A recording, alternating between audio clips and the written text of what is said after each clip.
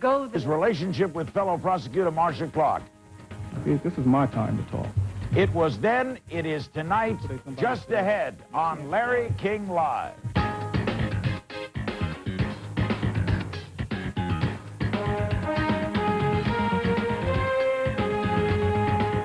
Now, live from Los Angeles, here's Larry King. Good evening. We're in Los Angeles with Christopher Darden, and his new book is just out. In fact, it's out like today. We're going to show the book to you. There it is. In Contempt, Christopher Darden. It is published by HarperCollins. Explain that title. Well, it means a number of things. I was held in contempt. There are certain people in Los Angeles and in other places that hold me in contempt. I think the verdict in this case was contemptible, as were some of the lawyers in the case as well. So this is contempt all the way around. Contempt all the way around. No one is spared in this book. When did you decide I wanted to write this? It was the last few days of the trial that I gave it any consideration Before at all. the verdict? Before the verdict, after the jury had gone out. No one had asked me to write a book at that point. No one had offered me money directly. I never met an agent. I never met a publisher. I knew that there were things that were going to have to be said, and there were lots of things that had gone unsaid. And I knew that I would be defined throughout time by Johnny Cochran and the defense team. And I wanted to make sure that I was defined in my own terms. Were you aware, Chris, during that trial that you had this not only unique, but that people thought of you in a different manner, that you became one of the more interesting focal points of that trial? Were you aware of that as you tried the case? No, I wasn't aware of that at all. I paid very, very little attention to the media, and I just stayed focused on the prosecution. How could you not pay attention?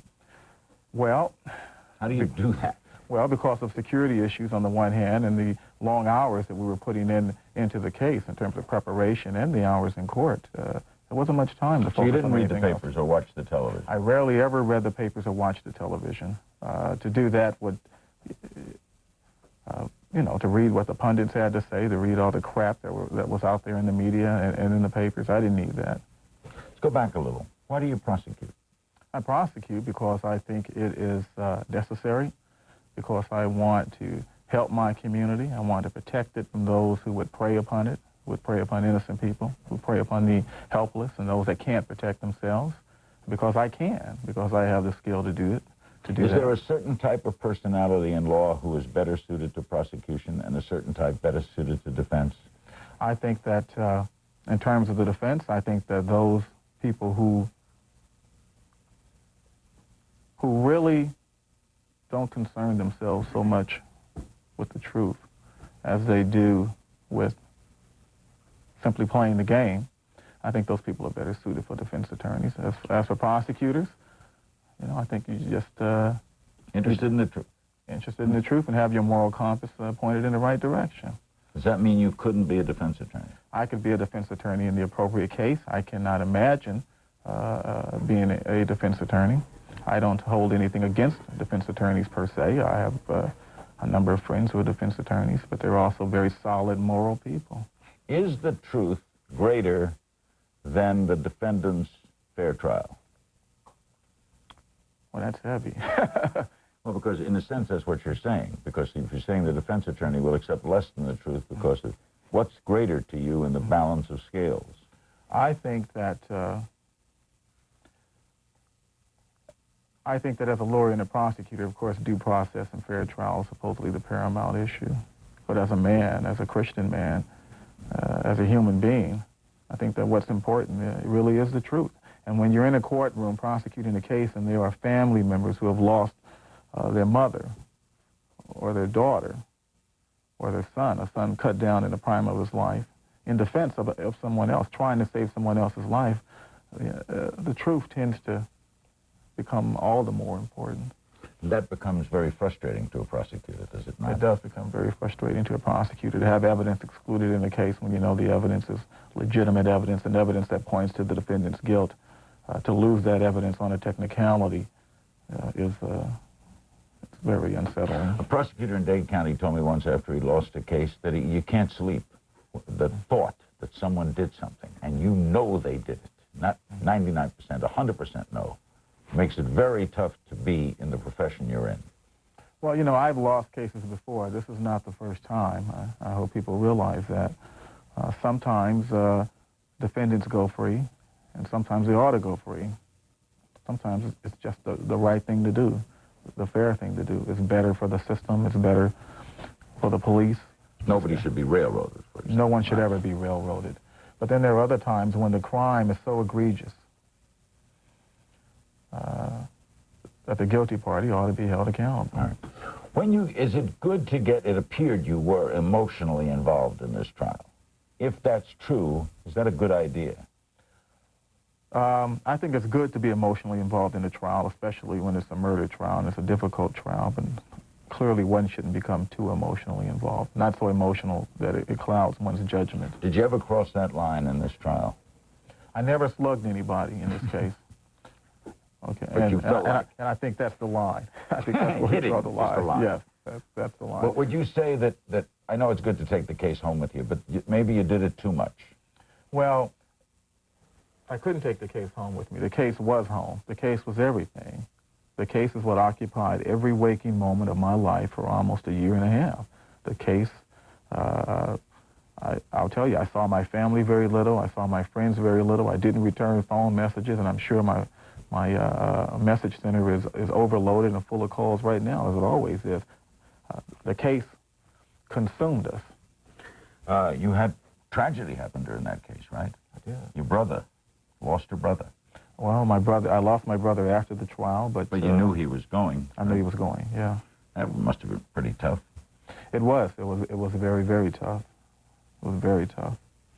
When we come back, we'll talk with Chris Darden about the verdict, what he thinks about O.J. Simpson, and some extraordinary things he does in this book. It's a very unusual book. Don't go away. The issue here is Kim Goldman, Patty Goldman, Fred Goldman, and the Brown family. The issue here is whether this defendant killed Nicole Brown or Ron Goldman or not. The issue here isn't my ethics. The issue here isn't racism. The issue here isn't Detective Furman. And it isn't their egos and how much money they can make or how many talk shows they can appear on. This case is a circus, and they've made it a circus. And I know that you've tried to do everything you could to prevent that. And so have we. Now, if Mr. Shapiro and Mr. Cochran want to refer me to the state bar, fine. Because when this case is over, I'm going to be referring defense attorneys to the United States Attorney's Office. Larry King Live is brought to you by AT&T, your true choice.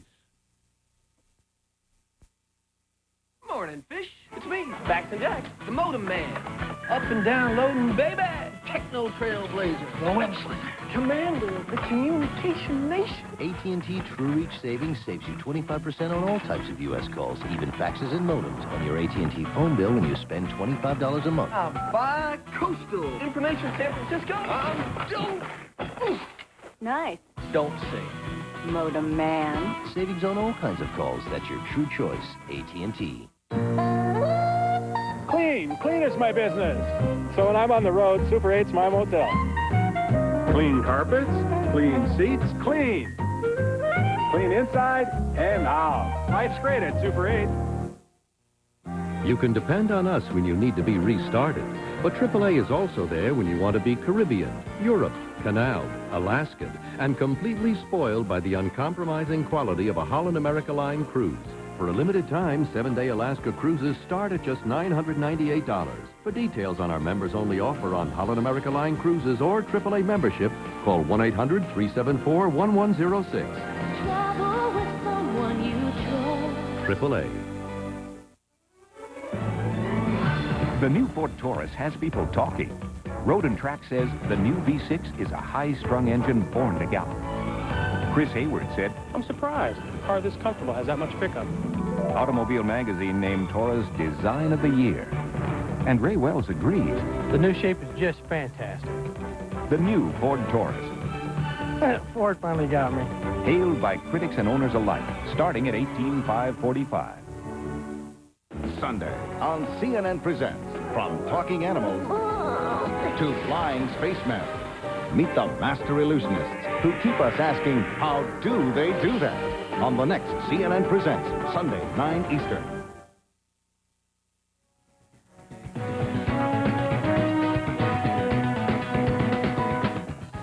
We're back with Chris Darden. This extraordinary book, just out from HarperCollins, is titled In Contempt. It describes a very tough and rough background growing up in Richmond, California, close relationship with a brother who eventually passed away, conflicted roles.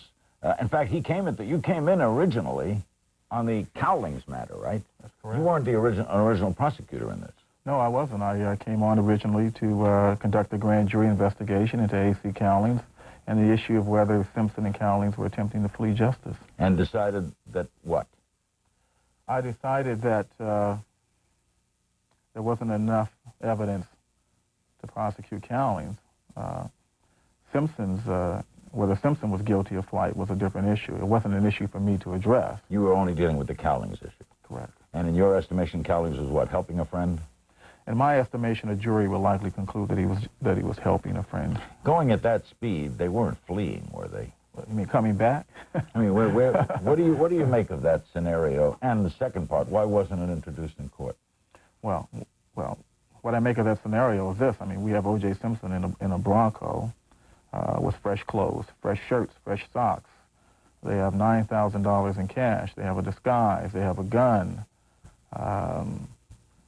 They realize the police are coming, or Simpson realizes the police are coming, and they jump in the Bronco and they head south toward the border. You think he thought refuge in Mexico? I think he thought refuge in Mexico or somewhere. There was some indication that he might be trying to make it to the Bahamas, to a yacht in the Bahamas. We pursued that lead all the way to the Bahamas, as a matter of fact. You mean he was going to go to Mexico, then to the Bahamas? Perhaps. What changed and turned them around, in your opinion? I would imagine that they probably realized that they couldn't make it across the border. They probably listened to the radio, KFWB or something along those lines, and realized that they couldn't make it. The entire country was looking for him. Did you ever think he would kill himself? I did think that he would kill himself. I was sitting at home and watching television, and I had heard that he had a gun to his head and that he was threatening to kill himself. I had heard that he was, in fact, the person who killed these two people. It was my feeling at the time that the most honorable thing to do would be to go ahead on and take his life. And it wasn't an idea that came to me first. Apparently, he had the idea first, and from where I sat that night, I wasn't about to stand in his way. So do you think, had he done that, based on your knowledge, that would have been an honorable thing to do? I think so. Why wasn't it introduced in evidence, the chase, that whole thing? Well, I did conduct a grand jury investigation into that issue. I called many of the individuals present at Robert Kardashian's house the morning that O.J. Simpson and A.C. Cowlings left the house. And so I watched them testify, and I examined them. And it was my opinion and belief that to interject that into the case would have interjected the issue of Simpson's state of mind. The people at Kardashian's house were his friends, his expert witnesses, Henry Lee, his psychiatrist, Dr. Batten, Robert Kardashian, Kardashian's girlfriend, Paula Barbieri, people who were sympathetic to O.J. Simpson, people who cried on the witness stand before the grand jury. To interject that amount of emotion. Him. Oh, to a great extent. I can see Mr. Cochran now arguing to the jury, and look what the police and the DA did. They almost made O.J. Simpson blow his head off. Not a good move for us. Both detectives, though, when they appeared on this program a little while back, disagreed with that. They thought it should have been introduced. Of course, they were just part of the strategic meetings. You're talking about Lang and Van Adder? Yeah. Well, part of the problem, another problem, was that when Cowlings was arrested, the $9,000 in cash, which supposedly was on his person, wasn't booked as evidence. It was booked to Cowlings' personal property and returned to him. So it's difficult for me to stand before a jury and argue that this is evidence of flight on the one hand, when on the other hand, the detectives have given the guy the cash back. Is it tough, frankly, in a society where there has been so much oppression, where we had to pass laws so you could eat at a lunch counter, is it tough to prosecute, for want of a better term, one of your own? It is tough. It's always tough, and that's part of the dilemma of being a black prosecutor, and that is that most often the criminal defendant you're going to prosecute and confront in court is going to be one of your own, and that's tough. When that verdict, first, when they were out so quickly and came back so quickly, did you think guilty? No. Did not? No. Why not, since that's what most people thought? Well, you know, as I left the courtroom after the summation, somebody asked me if I hoped for a quick verdict, and I said, I hope not. There's no way that reasonable people, in my opinion, can conclude after a careful review of the evidence, guilt or innocence. It takes time. It took me weeks just to prepare the summation. I had to go back through the evidence, go back and consider each and every item, make some sense out of it. And if it took me 2 or 3 weeks, it should have taken the jury 2 or 3 weeks. We'll be back with Christopher Darden. The book is In Contempt. This is Larry King live in Los Angeles. We'll be going to your phone calls. Ross Perot, Friday night. Don't go away. But that is the verdict. That's the jury's position. That's their voice. And I accept that verdict.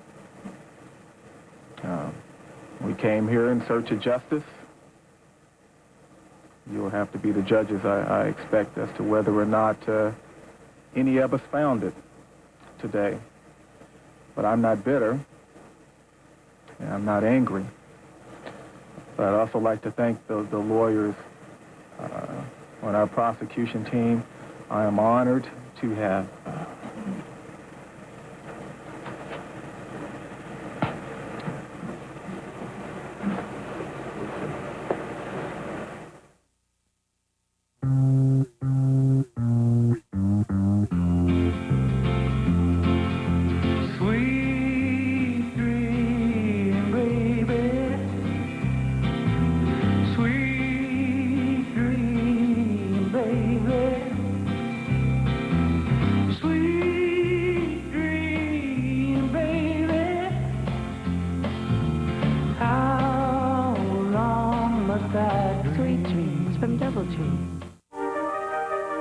I don't know how he's pulling this off.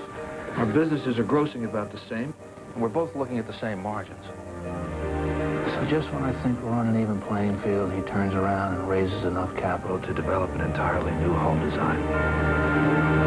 Who's he working with? What's he have that we don't have? Payne Weber. Invest with more intelligence. United Artists Pictures announces a special preview of a very special movie. I know why you come up here. You need to know your history, son. This Saturday, you're invited to laugh. I want you to meet my nephew. He's Ray's brother. You, Ray's brother? To cry. You held this boy right after he was born. Ain't that something? And come together. I ain't gonna bite you. I ain't gonna bite you either. For a family thing. Rated PG-13. Check listings for sneak preview this Saturday. Unlike those big juice companies, we have a different idea about stock growth, market indicators, even futures. Florida's natural premium brand, not from concentrate juice, is made by a co-op of growers whose only business is making juices. They own the land, the trees, the company. So although our idea of stock analysis may be a little different, it's a difference you can taste. Florida's natural premium brand juice.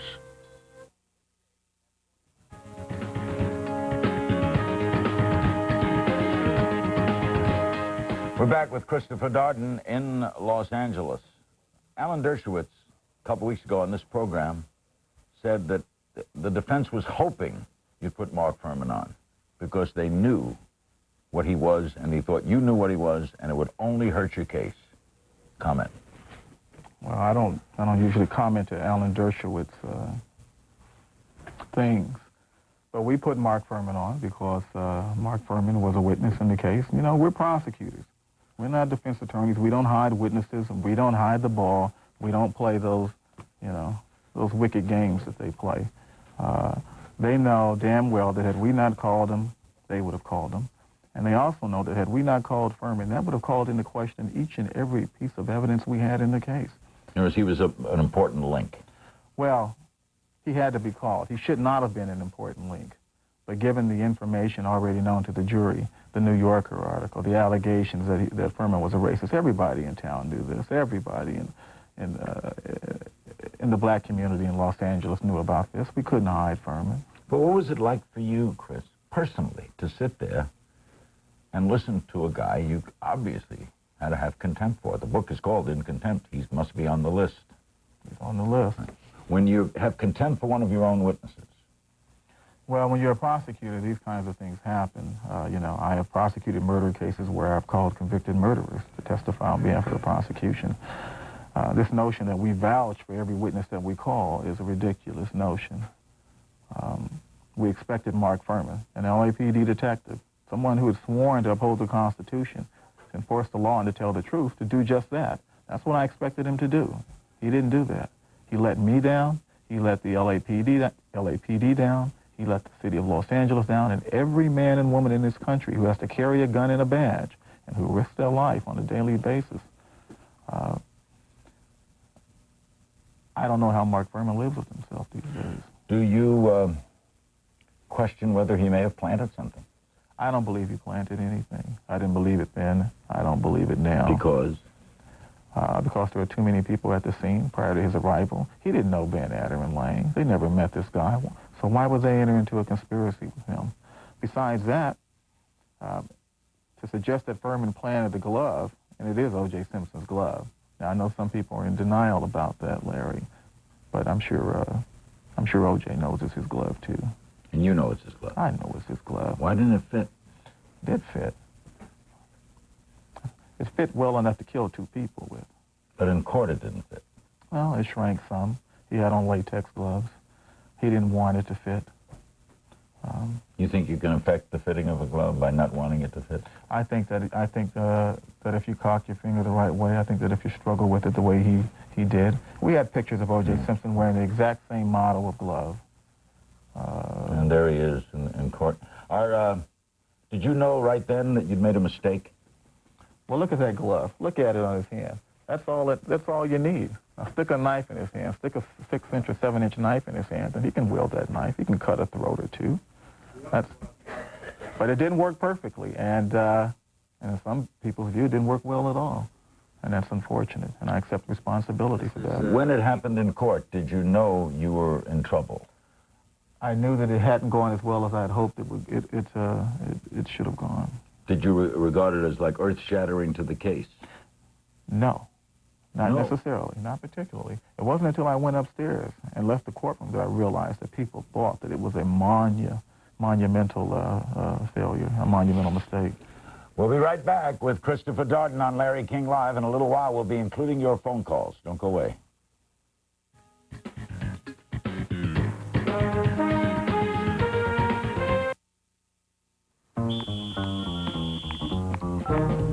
Every time you make a long-distance call, AT&T sends out a signal to check the quality of the line, automatically routing around trouble before you've even finished dialing. Because at AT&T, we don't just say your calls get through. We guarantee it. Linda, I'd like to bounce an idea on you. AT&T, for the life of your business. When I was a kid, I had to take penicillin for 9 years. Probably it saved my life.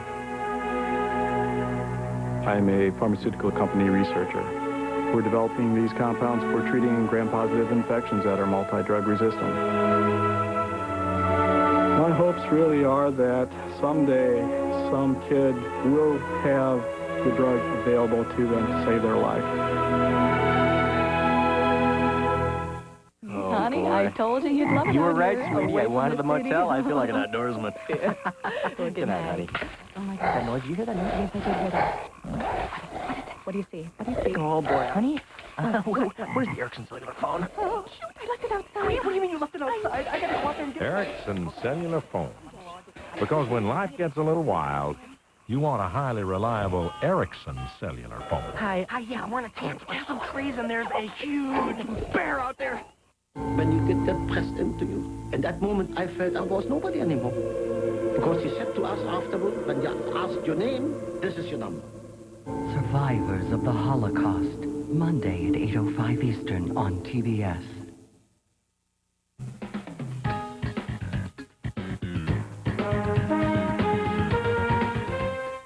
You say the trial was lost when the jury was chosen. Does that mean the jury consultants won this case? I don't think you needed a jury consultant to figure out who who to put on the jury if you were a defense attorney. Put on someone with no college education, someone with no science background, put on someone black. I mean, it would be very, very difficult for those black jurors to find this man guilty and then go back home. Really? You believe that? Oh, well, it was difficult for me to go back home. I imagine it would be the same for them. Judge Ito took it out on you one day, and you take off on him in this book. Let's see just a brief glimpse of Judge Ito on Chris Darden. Watch. Mr. Darden, let me give you a piece of advice. Take about 3 deep breaths, as I'm going to do, and then contemplate what you're going to say next.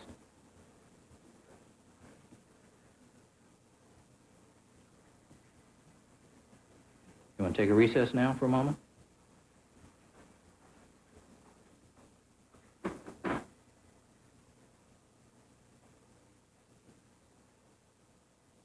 Require a recess. All right. I'll hear your comment at this point. I've cited you. Do you have any response? I would like counsel, Your Honor. What was that like?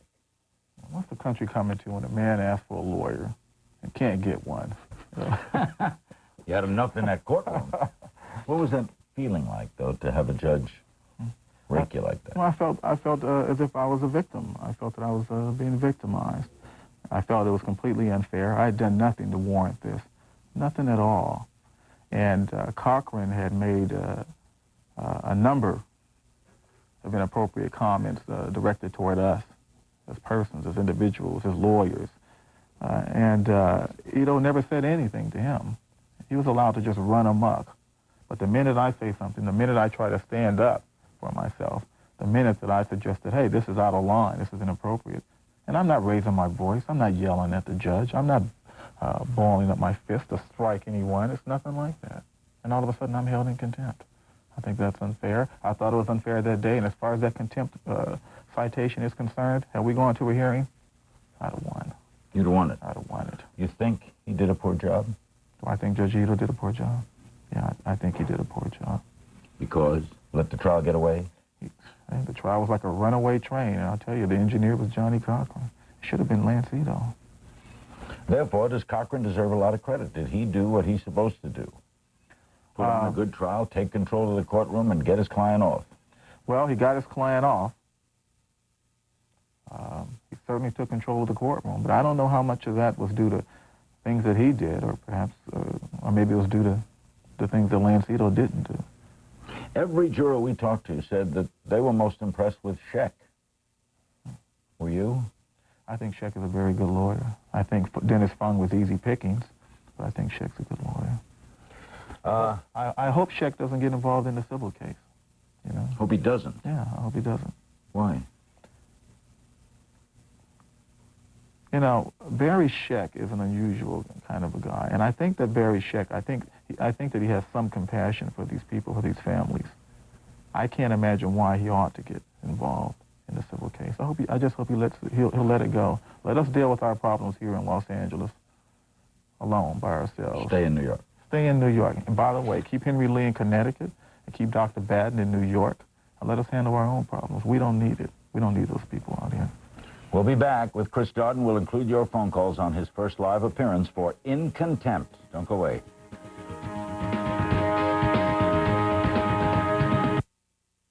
Thursday on CNN's Burden of Proof, the Menendez brothers guilty of first-degree murder. Why didn't the jury believe the abuse excuse?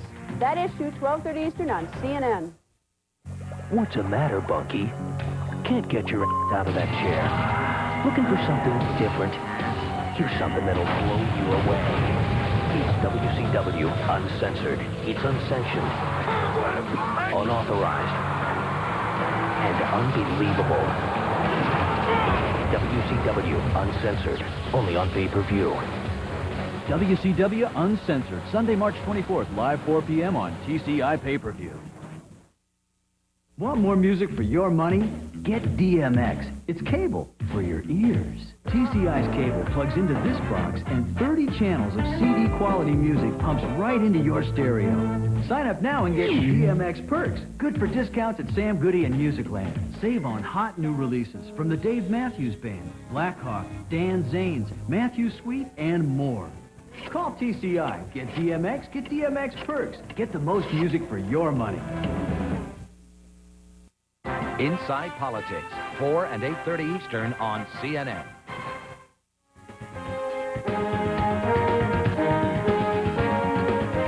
It became news, and you wrote about it. So before we go to some calls, the Marcia Clark thing.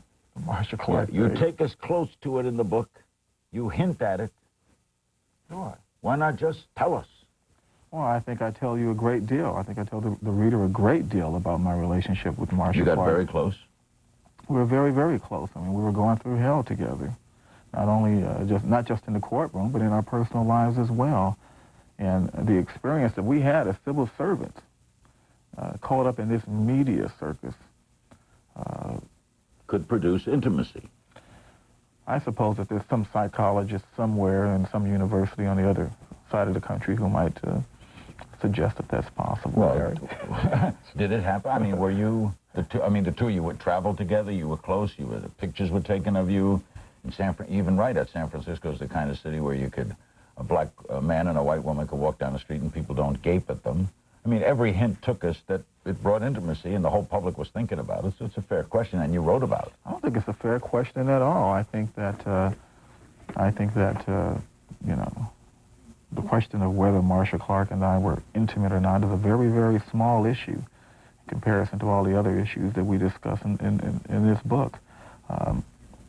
If everyone else in the room is prepared to tell us who they're intimate with, then maybe I'll think about. So in other words, if they all announce who they were intimate with, you will tell us. Well, I might consider it, but I think that's highly inappropriate. I have nothing but respect for Marcia Clark, and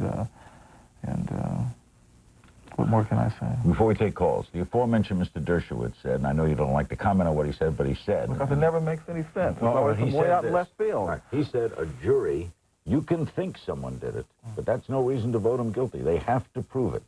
So you can go back into a jury room and say, I think he did it, but they didn't prove it. And that's... So he's written this book to say to people, hey, understand this. The law counts first. That's ridiculous. If you think someone did it, you should vote guilty. I think so. I mean, isn't that the whole objective of the whole trial, to prove to you, to convince you that the guy did it, and you're sitting there, you've heard the evidence, and you say, I think he did it. Right. Now, so when jurors said, and some jurors said that, I think he might have done it, but they didn't prove it. They couldn't prove it to the conclusion of a reasonable doubt. I had some doubt. Well, some doubt does not give rise to a reasonable doubt. We're talking about a reasonable doubt here. And if those jurors felt that he did it back in October and still feel that he did it, let me tell you something, let me tell them something. It's been proven to you beyond a reasonable doubt. You should have voted guilty if that's your mindset, and if that was your mindset back then. Did you have any doubt? Any doubt at all? That he did it? Mm-hmm. Oh, no. No doubt whatsoever. In fact, you even do a scenario as to how he did it. What happened at the scene, even things that might have been said. Fascinating bit of writing. What led you to do that? I have met many, many murderers in my time as a prosecutor in the last 15 years. And I examined the evidence. I looked at the evidence. I looked at O.J. Simpson. I read Nicole's notes in her diary. I learned a lot about his personality. It's easy. These two murders were so simple. There's nothing complicated about the manner in which these two people were killed. Nothing complicated at all. I can see it. Why, in your opinion, Chris, did this hero, athletic hero, nice guy to many people, generous to many people, affable, walked into a room and the room was friendly, why did he do this? He did this for the same reason that men have been killing women since the beginning of time. She disrespected him. She didn't want him anymore. She wanted to be independent. She was leaving him. She was leaving him. She wanted to be free. She wanted to be free of his abusive and controlling behavior. And he couldn't handle that. He could not handle hearing Nicole say no. And young Goldman was just in the wrong place at the wrong time. Wrong place at the wrong time, and he did something I think a lot of men wouldn't do today, and that is he intervened, he got involved, and he tried to help. Could have ran. He could have ran. O.J. might have caught him, but he could have run. Let's take some calls for Chris Darden. Louisville, Mississippi. Hello. Yes, I want to tell Mr. Darden how much I admire him so very much. I admire him. I watched every hour. I'm a disabled 61-year-old lady, and I watched every hour, and there was no doubt in my mind. And I'm not a prejudiced lady. I've raised 5 boys that played football with all the blacks and love them. But this man was guilty in my mind. Now, I'm watching it, and I admire you, man. I just love you to pieces. Well, thank you very much. I'm honored that you feel that way. You know, Larry, I got lots and lots of phone calls and faxes and letters from people throughout the country supporting me during the trial and after the trial, and it helped a lot. Did many in the black community ostracize you? Were you looked at as an Uncle Tom? That was the way I saw things. I felt ostracized. I felt unwanted. I felt as if I had no place to go. I felt homeless. Really? Weren't you saluted once in a black church? Didn't they have a big day in your honor or something? I have gone to church and I have been recognized by the minister and by the congregation. And I don't want to suggest that every black person in Los Angeles County despised me or treated me poorly, because that's not true. That's not true at all. There were a number of African Americans who offered me their hand. Didn't you get an award in which Cochran participated? That's correct. In December, County Supervisor Yvonne Braithwaite Burke, along with the Langston Bar Association, sponsored a tribute in my honor, and Cochran was there and spoke. You've known each other a long time. We have known each other a long time. Has the bitterness been resolved? I haven't spoke to him since that night, and prior to that, well, between the verdict and that particular night, I've spoken to him a couple of minutes on the telephone. I don't know. I don't know that Johnny has read In Contempt yet, so I don't know. Perhaps our relationship will be forever severed as a result of this book. Who knows? Might be. Do you respect him as a lawyer? I think he's a good lawyer. I think there are better lawyers, but he is a good lawyer. Any comment on the Menendez verdict? The judge has issued a gag order on all L.A. County deputy DAs with regard to the Menendez case, and I am still a deputy DA, so I'm not at liberty to say. That's because they have to argue Monday the sentence, right? I imagine, yeah. So you are still... Are you going back to prosecute? I'm going to take off the rest of 1996 and perhaps all of 1997, and I'm going to think about it. I'm going to think about my next move. Because then you can comment on Menendez. They'll hold you in contempt. We'll be right back with Chris Darden. Don't go away.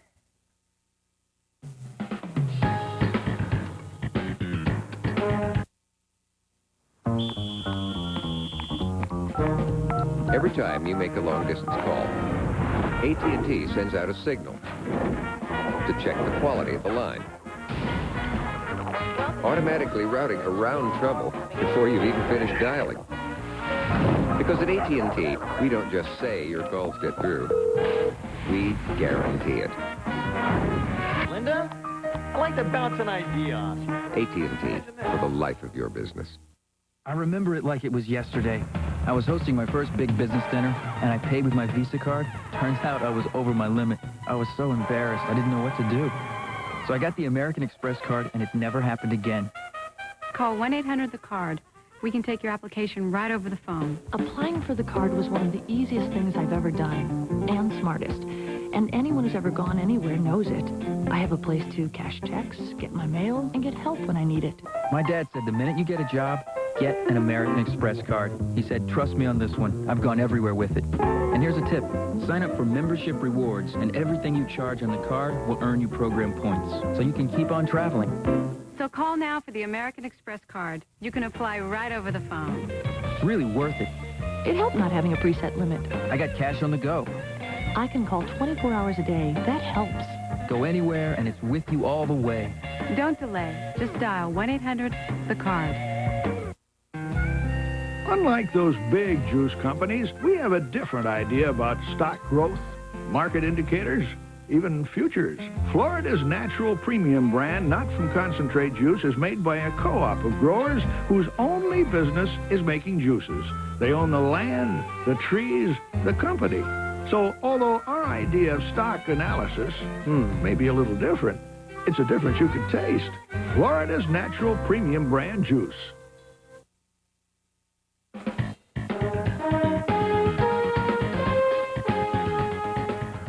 We're back with Christopher Darden. We will tell you that Alan Dershowitz called in, asked to speak to Chris Darden, And Chris being the guest, we don't set people up, so I asked him if he wished to take the call. He said not, but we're happy to tell you that. Why not?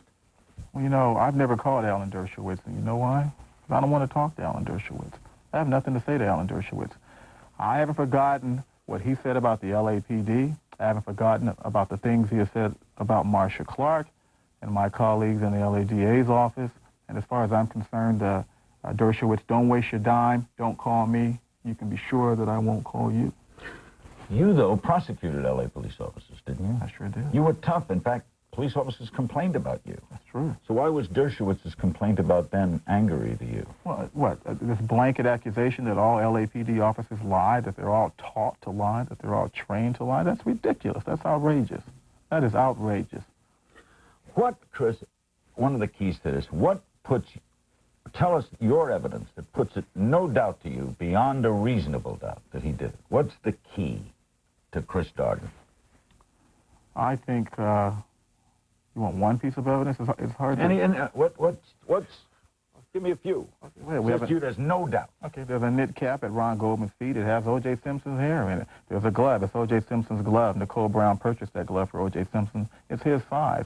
His hair is in that glove. There's a similar glove just like that one at O.J. Simpson's house. There are 3 types of blood on that glove, O.J.'s, and 2 other types. Those other 2 people are dead. Okay? There are carpet fibers on that glove, on those gloves, rare carpet fibers. There are only approximately 300 Broncos in the entire United States of America having that same carpet fiber. O.J. Simpson's Bronco has that carpet fiber. There's size 12 bloody shoe prints leaving the murder scene. The killer, he didn't run away. He just walked away. It's O.J. Simpson. There was a blood trail from Ron Goldman to Nicole Brown, past the front door of that condo at Bundy, down the walkway into O.J. Simpson's Bronco, to his house, up the driveway, into his bathroom, on his socks. Has anyone come up with another suspect? I'll tell you something. No one will ever come up with another suspect. This, then, to you, is open and shut. Open and shut. Absolutely open and shut. The LAPD shouldn't spend another dime or waste a thought. And look Yet they have to, right? If someone brings them something, they have to investigate, don't they? I mean, technically, not technically, this is an open crime. I don't know that it is an open crime. I don't know what the LAPD's official position is on this, but if they want my advice, you know, don't waste the manpower or the man-hours. Well, what about those who say, Chris, hey, we got a system in this country. We all live by the system. He was found not guilty. Leave him alone. Forget about it. Don't write books. Don't talk about it. Go quietly into this good night. Nothing's going to change. But you can produce videotapes, right? I don't know that we should forget about it. You know, when child molesters are convicted and move into certain areas, into certain residential neighborhoods, everybody wants to know. You know, that child molester put in his time. He paid his dues, right? But no, sometimes some issues, some people are too important. Some events are just too important to turn your back on. I mean, in this particular case, the law spoke, and not very loudly, and not very clearly, and the law failed. But the fact that he was found not guilty in a court of law, that doesn't mean he didn't do it. Not guilty doesn't mean he didn't do it. Would you have represented him if you were a defense attorney? I don't think so. Not knowing what I know, no. We'll be right back with Chris Darden and more phone calls after this. I will take out the trash, I will cut the grass, I will sleep under a bridge, I will do whatever I have to do to make sure we pass on a better, stronger country to our children. Fall in for Sergeant Bilko. Are these yours? It is my understanding that you can no longer ask me these questions, sir. Steve Martin is... Hold me back! Sergeant Bilko, rated PG. Starts Friday, March 29th. Concerned about the quality of your drinking water? Get a pure water filter. For healthier, better-tasting water, make sure it's pure.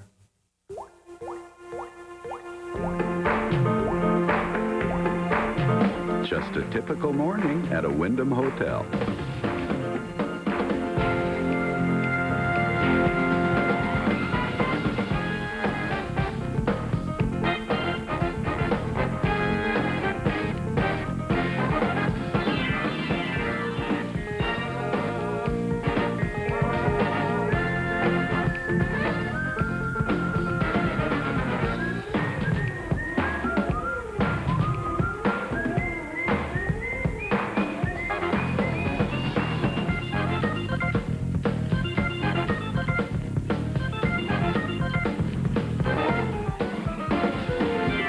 Ever notice how some people actually like business travel?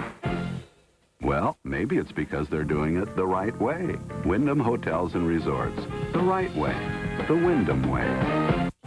Thursday night on Larry King Live, he's America's #1 anchorman. But little is known about Peter Jennings, the man. We'll get the scoop from Jennings himself in an exclusive live interview Thursday night, 9 Eastern on CNN.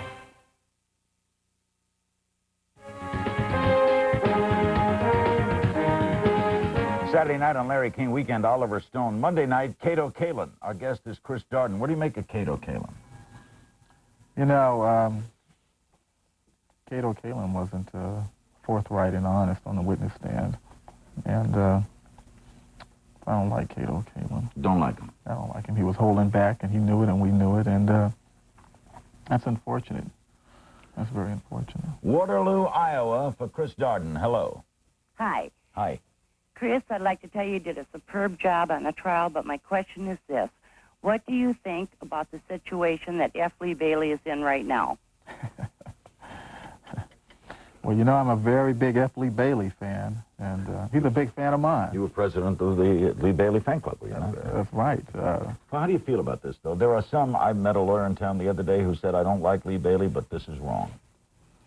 Well, you know, I haven't studied it as carefully as some people have, I'm sure. But, you know, you defend drug dealers and you take drug dealers' money, and that's drug money. And, hey, whatever happens next, you know, that's a risk you take. Were you embarrassed at all that they shackled him, hand and feet? He was going into custody. Yeah. Every day in this country, African-American men are shackled and handcuffed and taken into custody, and he shouldn't have been treated any different. Because even though he's F. Lee Bailey and he's not going to flee, that's the rule. The rule applies to everyone. The rule ought to apply to everyone. All the rules ought to apply to everyone, or they shouldn't apply to anyone. Hate is a tough word, but someone reading this book could well say that Chris Darden hates O.J. Simpson. Really? In fact, you even use a name for him in the book. Well, we all have nicknames. Yeah. Do you? What are your feelings about him?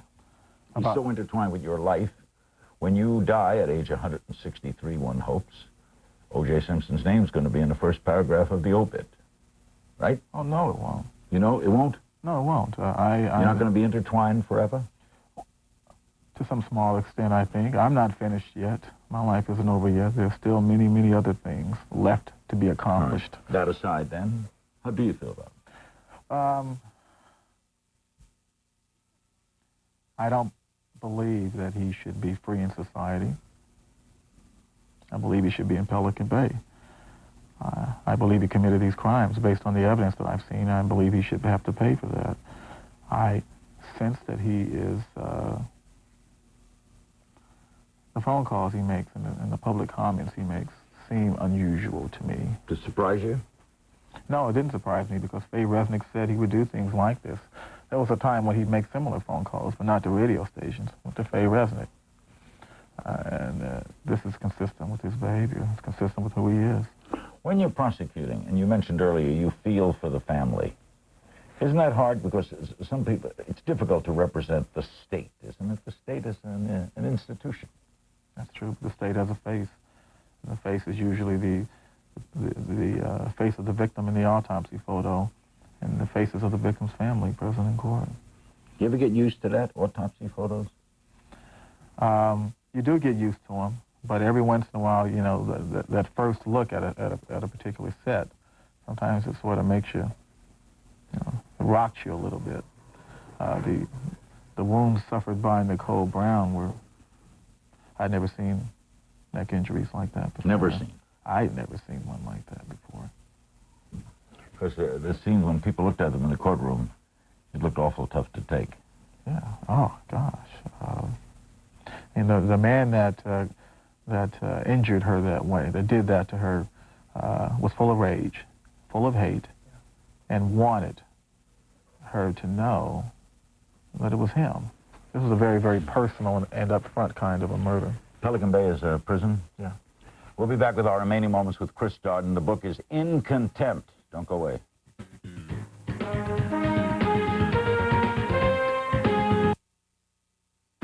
When you you call collect, you're asking a favor. You're spending their dough. Hey, it's your family, your friends. So do them a favor and make sure they pay less. How? Know the code. 1-800-CALL-ATT. You'll always get AT&T, and it always costs less than 1-800-COLLECT. Dial it every time you make a collect call. After all, it's how you'd want them to call you. Want a price that's always lower than 1-800-COLLECT? Know the code.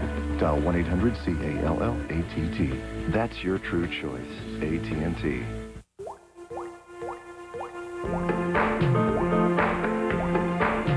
Just a typical morning at a Wyndham hotel.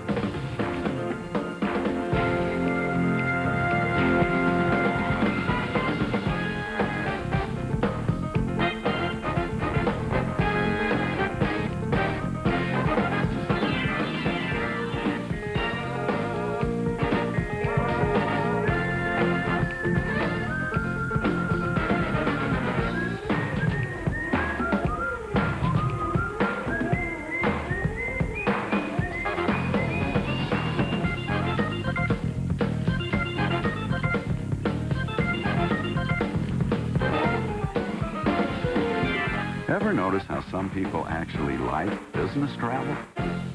Well, maybe it's because they're doing it the right way. Wyndham Hotels and Resorts. The right way. The Wyndham way. Thursday on CNN's Burden of Proof. After 2 trials, Lyle and Eric Menendez have been found guilty of first-degree murder. Why didn't the jury believe the stories of abuse and incest by their parents? We'll review the case Thursday, 12:30 Eastern on CNN. We're back with Chris Darden. The book is In Contempt. During the break, I said, what would happen if you were sitting in a restaurant and O.J. walked in, and you said you would leave? That's true. You also said you want to elaborate a little more on feelings. You know, I think O.J. Simpson owes my community, which just happens to be his community, whether he likes it or not. I think he owes them a great debt. He owes all of us a great debt. But that jury, a debt. What that jury did for him that day, I think, is unprecedented.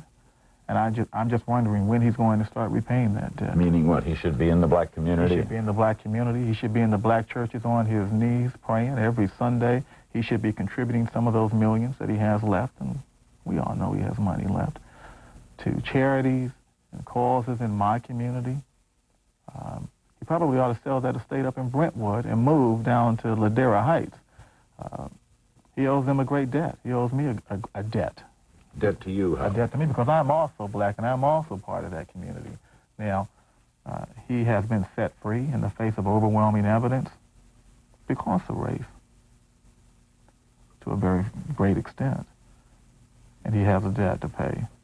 So, O.J., when are you going to start paying back the community? You think you should open up community centers, finance centers for young boys in the black neighborhoods? If he has the money to do so and the wherewithal, yeah. I think so. Chris, you complained during the trial about someone, asked questions about writing a book. Did you ever question yourself about writing a book for money? I did. You know, my colleagues, my minions, my law clerks would suggest that on occasion. And there were occasions when people would send me letters about things like that and we just toss them in the trash. I didn't think it was appropriate to write a book. But as the trial wound down, I began to think otherwise, because this is history, and I began to realize that it was history, and I wanted to be depicted in history by my own terms. I mean, other people will say things about me, the Dershowitzes, and that's not the only information I want to be left for historians to consider. Running out of time, the hour went awful fast. What do you want to do in your life? What I want to do? You're teaching now. I'm teaching now. I want to get more involved in domestic violence. I want to get closer to God. I want to find a woman and marry her, and I want to have a good life. I want to get closer to my daughter and be more of a presence in her life. More children? I would love to have more children. I'm determined to have more children at any cost, as a matter of fact. Meaning you'd adopt? I would adopt. I would even adopt. Nothing wrong with that. Thanks, Chris. Thank you. Chris Darden, co-prosecutor in the Simpson murder trial, the author of In Contempt. Peter Jennings tomorrow night. On Friday night, Ross Perot. Saturday night, Oliver Stone. This is Larry King in Los Angeles. Thanks for joining us, and good night.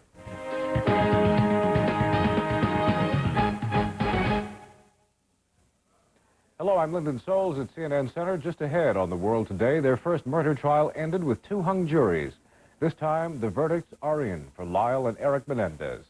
Should politicians be permitted to pack pistols? A state legislature sends the governor a bill giving lawmakers the right to carry concealed weapons. We'll tell you how the governor responded. And what to give the man who has nearly everything, at least in terms of power. Maybe a brand new saxophone, a razorback hog, presidential gift ideas, and much more coming up. Please join Kathleen Kennedy and me for The World Today, coming up next. Sunday, from talking animals I love my mom. to flying spacemen. How do they do that? CNN presents Sunday. This is the most dangerous place to be if your transmission has started to slip. Will you make it? Don't take the chance. Take your car to AMCO. AMCO centers have expert technicians with state-of-the-art diagnostic tools. And relax. Half the cars serviced by AMCO centers don't need a new transmission. AMCO is the place to find out about your transmission. Not out here. AMCO. AA MCO. I now pronounce you husband and the wife. And you kiss the bride. The Blazers steal a pass. It's Buck Williams. Buck's looking to go all the way. He fakes left. He cuts right. What a move by the veteran. Elbows are flying everywhere. Buck goes up the middle. Up for the dunk. Flat. It's good. At the buzzer. It's the Blazers by 2. What a show. It's but a simple path that can show you more than you've imagined. Take you past the last fence post and give you what you thought was gone forever. To begin your Montana journey, call 800-VISIT-MT. Where do more successful Northwest companies turn to for computer applications training? New Horizons Computer Learning Center, a Microsoft, Apple, and Novell authorized education center. New Horizons provides unequal training quality to corporations and businesses of any size, offering hundreds of classes at our state-of-the-art learning center. New Horizons can also bring the PC classroom to you with our on-site training, and clients have access to our free 24-hour help desk. Keep your company productive and on the leading edge with New Horizons Computer Learning Center. This is CNN. Karen McGinnis, CNN weather, a state of emergency in some counties in Kentucky, Indiana, and Illinois. The roads are impassable. This late winter storm has really packed a wallop across the eastern seaboard. It is traveling towards the northeast and eventually in New England. In this blue shaded area, that's where we're seeing the snowfall. Yes, all the way down towards Atlanta, Georgia. Some thunder snow reported there. Also Huntsville and Birmingham, Alabama. The snowfall has been heavy across sections of Indiana. Indianapolis has reported in excess of 11 inches of snowfall, so quite treacherous conditions. This area of low pressure is tracking through the central Appalachians on its way towards the northeast. In Lake Michigan, we saw 20-foot wave heights, if you can imagine that.